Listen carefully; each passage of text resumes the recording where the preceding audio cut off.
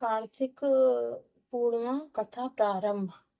द्वापर युग में एक समय की बात है कि यशोदा जी ने श्री कृष्ण से कहा, हे कृष्ण, तुम सारे संसार के उत्पन्न करता, पोषक तथा उसके संहार करता हो। आज कोई ऐसा व्रत मुझसे कहो जिसके करने से मृत्यु लोक में स्त्रियों को विधवा होने का भय ना रहे, तथा वह व्रत सभी मनुष्यों की मनोवांछताओं को पूर्ण करने वाला हो। श्री कृष्ण कहने लगे, हे माता, तुमने अति सुंदर प्रश्न किया। मैं तुम्हें ऐसे ही व्रत को विस्तार पूर्वक कहता हूँ। सौभाग्य की प्राप्ति के लिए स्त्रियों को द्वादशी अर्थात 32 पूर्णमासी का व्रत करना चाहिए। इस व्रत के करने से स्त्रियों को सौभाग्य संपत्ति मिलती है। यह व्रत अचल सौभाग्य देने वाला है। ये भगवान शंकर के प्रति मनुष्य मात्र की भक्ति को बढ़ाने वाला है।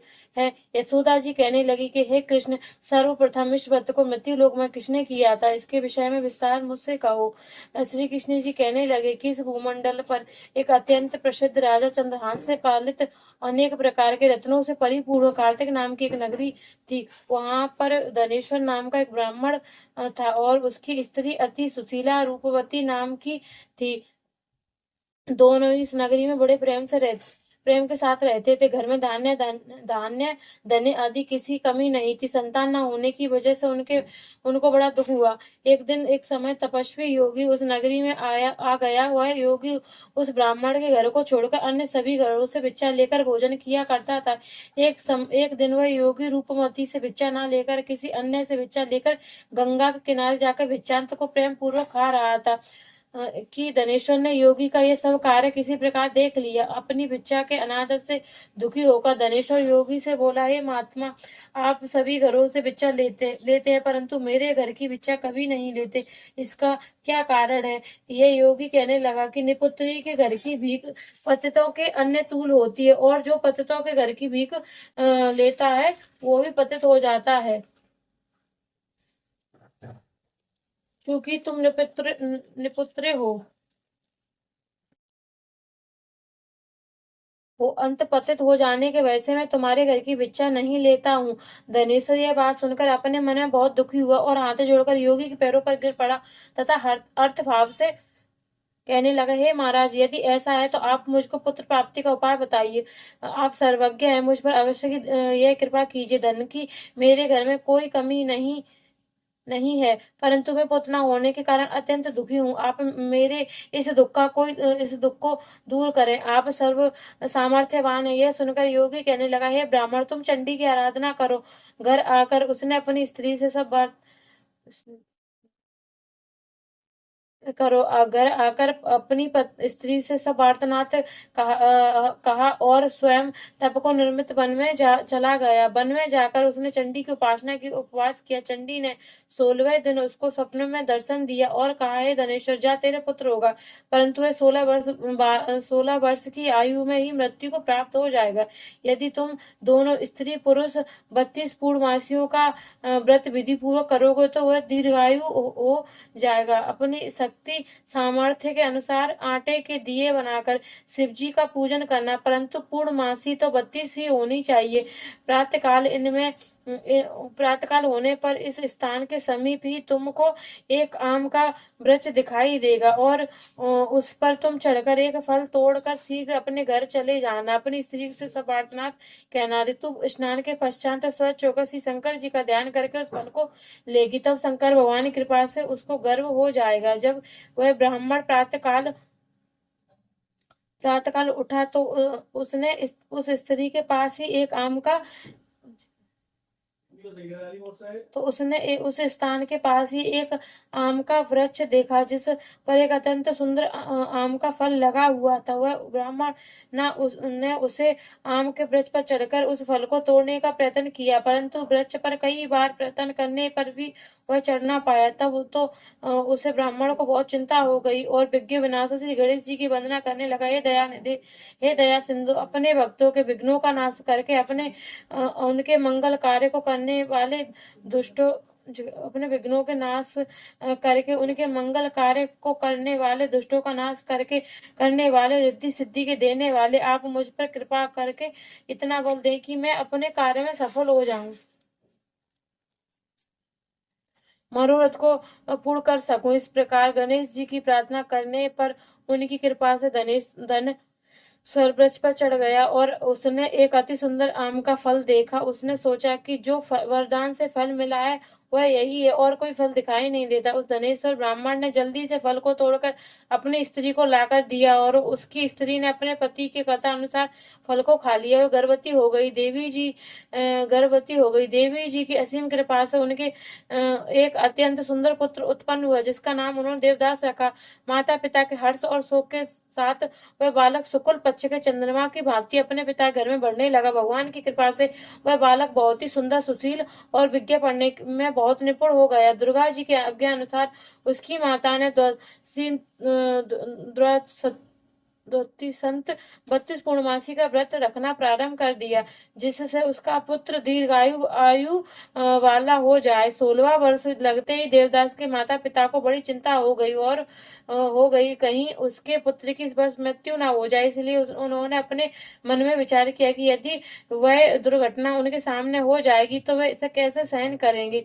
अस्तु, परंतु उन्होंने देवदास के मामा को बुलाकर कहा कि हमारी इच्छा है कि तुम देवदास को 1 वर्ष तक काशी पढ़ने के लिए जाकर विद्या ध्यान करने, और हम उसको अकेला भी नहीं छोड़ना चाहते, यदि यदि चाहते, इसीलिए इसके साथ तुम चले जाओ और 1 वर्ष बाद उसको वापस लौटा लाना। सब प्रबंध करके उसके माता पिता ने काशी जाने के लिए देवदास और कोई घोड़े पर बैठाकर उसके मामा को उसके साथ कर दिया, किंतु यह बात उसके मामा या किसी और से नहीं कही। धनेश्वर ने सब पत्नी अपने पुत्र की मंगल कामना तथा दीर्घायु के लिए भगवती दुर्गा की आराधना और पूर्णमासियों का व्रत करना आरंभ कर दिया। इस प्रकार 32 पूर्णमासी का व्रत किया।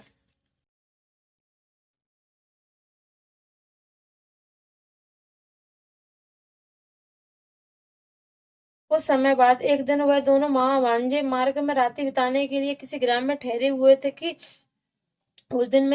उस दिन गांव में एक ब्राह्मण का अत्यंत सुंदर, सुशीला, विदुषी और गुणमती कन्या का विवाह होने वाला था। जिस धर्मशाला के अंदर वर और उसकी बारात ठहरी हुई थी, उसी धर्मशाला में देवदास उसके मामा ठहरे हुए थे।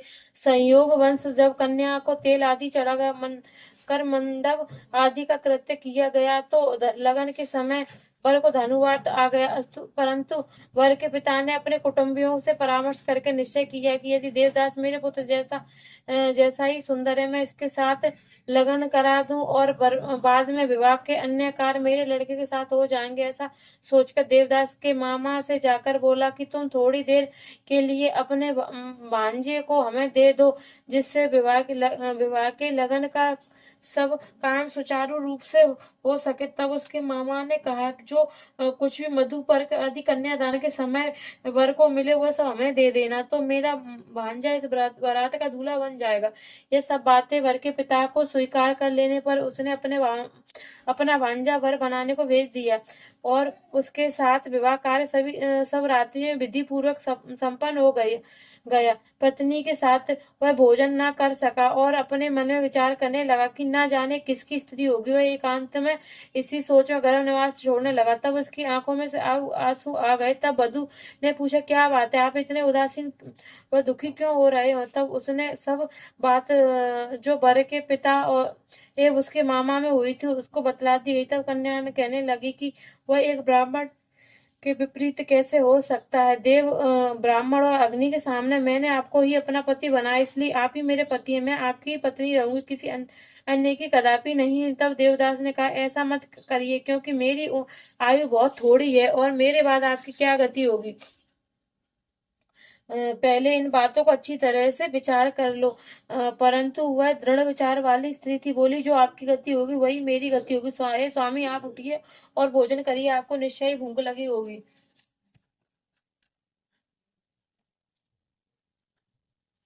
इसके बाद देवदास और उसकी पत्नी ने भोजन किया। तब शेष रात्रि भर सोते रहे। प्रातःकाल 4 बजे देवदास ने अपनी पत्नी को 3 नगों से जड़ी हुई एक अंगूठी दी, एक रूमाल दिया और बोला, हे प्रिय, इसे लो और संकेत समझ कर स्थिर चिंत हो जाओ। मेरा मरण और जीवन जानने के लिए एक पुष्प वाटिका बना लो, उसमें सुगंधी वाली एक पुष्प नवमल्लिका लगा लो, उसको प्रतिदिन जल से सींचा करो और आनंद के साथ खेलो कूदो तथा उत्सव मनाओ। हो, जिससे समय और जिस दिन मेरा प्राणांत होगा तो यह फूल सूख जाएंगे, और जब ये फिर से हरे हो जाएं तो जान लेना कि मैं जीवित हुए। निश्चय करके समझ लेना, इसमें कोई संशय नहीं है। समझा कर वह चला गया। परंतु प्रातःकाल होते ही वहां पर बाजे गाजे बजने लगे। जिस समय विवाह के कार्य समाप्त करने के लिए वर तथा सब बाराती मंडप पर आए तो कन्या ने वर को भली प्रकार से देखा, अपने पिता से कहा कि ये मेरा पति नहीं है, जिसके साथ रात्रि मेरा विवाह परिग्रहण हुआ था, इसके साथ मेरा विवाह नहीं हुआ। यदि यह वही है तो बताए कि मैंने इसको क्या दिया। मधु पर्क और कन्यादान के समय मैंने भूषण दिए थे, उन्हें दिखाए, तथा रात्रि में मैंने इसको क्या गुप्त बात कही वह भी सुनाए। पिता ने उसके कथा के अनुसार उसको बुलाया। कन्या की यह बातें सुनकर वह कहने लगा कि मैं कुछ नहीं जानता। इसके पश्चात लज्जित होकर और वह अपना सा मुंह लेकर चला गया, और सारी बारात अपमानित होकर वहां से लौट गई। श्री कृष्ण बोले, हे माता, इस प्रकार देवदास काशी विद्या अध्ययन के लिए चला गया। जब कोई समय बीत गया तो काल उससे प्रेरित होकर एक सर्प रात्रि के समय उसको डसने के लिए गया पर आया। उस विषधर के प्रभाव से उसके शहर का स्थान चारों ओर से विश्व की ज्वाला से विषैला हो गया, परंतु प्रेतराज के प्रभाव से सर्प उसको काट नहीं पाया, क्योंकि उनकी माँ ने पहले ही 32 पूर्णमासी का व्रत कर रखा था। इसके बाद मध्य के समय स्वयं काल वहां पर आया और उसके शरीर से उसके प्राणों को निकालकर प्रयत्न करने लगा, जिससे वह मूर्छित होकर पृथ्वी पर गिर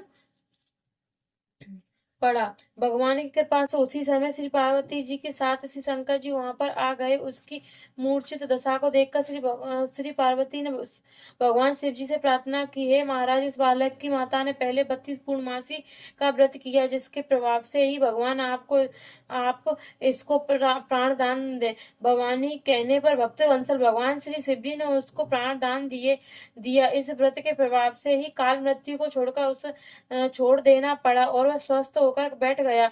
उधर उसकी स्त्री उसके काल की प्रतीक्षा किया करती थी। जब उस पुष्प वाटिका में पत्र पुष्प कुछ भी नहीं रहा तो उसको अत्यंत आश्चर्य हुआ, और जब वह पैसे ही फिर से हरी भरी हो गई तो जान गई कि वह जीवित हो गए हैं। यह देखकर बहुत प्रसन्न हुई और मन से अपने पिता से कहने लगी, है पिताजी, मेरे पति जीवित हैं, आप उनको ढूंढिए। जब 16वां साल व्यतीत हो गया तो देवदास भी अपने मामा के साथ काशी से चल दिया। उधर उसके ससुर उसको ढूंढने के लिए अपने घर से जाने वाले ही थे कि वह दोनों मामा भांजे वहां पर आ गए। उसको आया देखकर उसका ससुर बड़ी प्रशंसा के साथ उन्हें अपने घर ले आया। उस समय उस नगर के निवासी वहां इकट्ठे हो गए और सब निश्चय किया कि अवश्य यही वह बालक है इसी के साथ कन्या का विवाह हुआ था। उस बालक को जब कन्या ने देखा तो पहचान लिया और कहा, यह तो वही है जिस संकेत करके गया था। तदुपरांत सभी कहने लगे कि अच्छा हुआ जो ये आ गया। सब नगर वासियों ने खुशी मनाई। कुछ दिन पश्चात देवदास अपनी पत्नी के तथा मामा के साथ अपने ससुर के घर से बहुत सा दान दहेज लेकर अपने घर में के लिए चल दिया। जब वह अपने गांव के निकट आ गया तो कई लोगों ने उसको देखकर उसके माता पिता से पहले ही जाकर खबर दे दी, तुम्हारा पुत्र देवदास अपनी पत्नी के साथ आ रहे हैं। ऐसा समाचार सुनकर पहले तो उन्हें विश्वास नहीं हुआ, किंतु जब कुछ और लोगों ने भी उनकी बात का समर्थन किया तो उनको बड़ा आश्चर्य हुआ। लेकिन थोड़ी देर में देवदास ने आकर अपने पिता के चरणों पर सिर नवाकर प्रणाम किया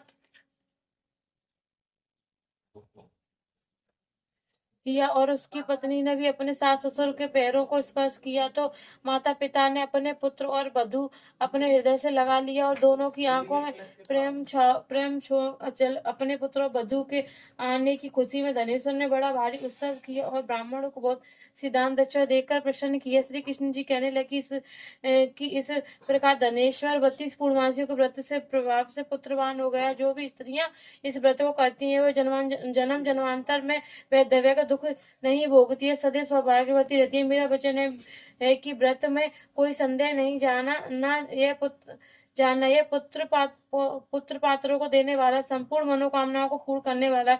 32 पूर्णमासियों के व्रत की करने से व्रत की सभी इच्छाएं भगवान शिव जी की कृपा से पूर्ण हो जाती है। बोलो विष्णु भगवान की जय।